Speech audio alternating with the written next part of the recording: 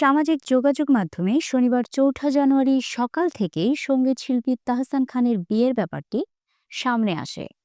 Makeover artist রোজা আহমেদের সঙ্গে বিবাহ বন্ধনে আবদ্ধ হয়েছেন বলে গুঞ্জন ওঠে। সন্ধ্যা হতেই সামাজিক যোগাযোগ মাধ্যমে দুজনের একটি ছবি প্রকাশ করেন তাহসান। সেই সঙ্গে গানের ৪ লাইন লিখে দেন ক্যাপশনে। তাহসান খান ক্যাপশনে লেখেন, কোনো এক ছুটির দিনে যখন আমি পিয়ানোতে আমার সুরে নাচের মুদ্রায়, সেই তুমি কে, যার ছন্দের মুগ্ধতায় কেটে যাবে বাকিটা জীবন, ধোঁয়া ওঠা চায়ের কাপে সেই তুমি কে। অন্যদিকে বিয়ের ছবিতে দেখা যায় স্ত্রীর শাড়ির সঙ্গে মিল ফ্লোরাল শেরওয়ানি পরেছেন গায়ক। বরকনে দুজনেই হাসি মুখে হাত ধরে দাঁড়িয়ে আছেন। এর আগে তাদের হলুদের ছবি ভাইরাল হয়। বর্তমানে ঢাকায় রয়েছেন তাহসান আর রোজা দুজনেই।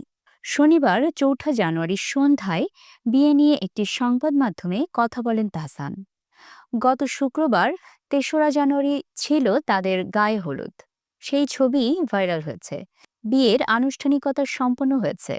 বিয়ে প্রসঙ্গে তাহসান বলেন, আমাদের দুই পরিবারের সদস্যদের উপস্থিতিতেই শনিবার বিয়ে হয়েছে। বিয়ে করার পরই সবাইকে জানাতে চেয়েছি, যে কারণে আগে কাউকে কিছু বলিনি। শুভ কাজটা আমরা শনিবার সেরেছি। আমরা যেন একসঙ্গে সুন্দরভাবে পথ চলতে পারি, সেই দোয়া চাই। মিথিলার সঙ্গে তাহসানের বিচ্ছেদের ৭ বছর পর ফের বিয়ে করলেন তাহসান।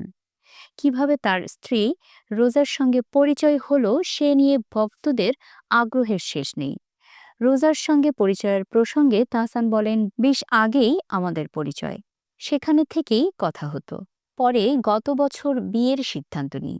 জানা যায়, রোজা আহমেদ নিউ ইয়র্ক বিশ্ববিদ্যালয়ে পড়াশোনা শেষ করার পর সেখানে রোজাস ব্রাইডাল মেকওভার নামে একটি রূপসজ্জা প্রতিষ্ঠান গড়ে তোলেন। বিগত ১ দশকেরও বেশি সময় ধরে তিনি বাংলাদেশ ও মার্কিন যুক্তরাষ্ট্রে ব্রাইডাল মেকআপ শিল্পে খ্যাতি অর্জন করেছেন। পাশাপাশি তিনি একজন মেকওভার শিক্ষিকা হিসেবে বহু নারীকে প্রশিক্ষণ দিয়েছেন এবং উদ্যোক্তা হতে সাহায্য করেছেন।